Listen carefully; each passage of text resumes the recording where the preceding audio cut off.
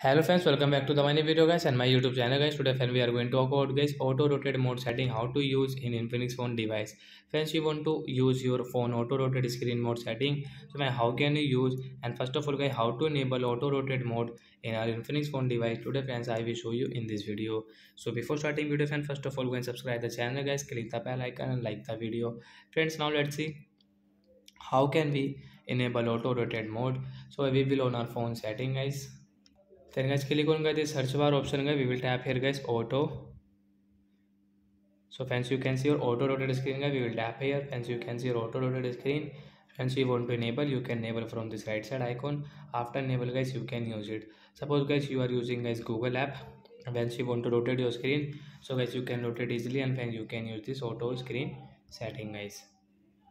1 second guys. So we are using Play Store.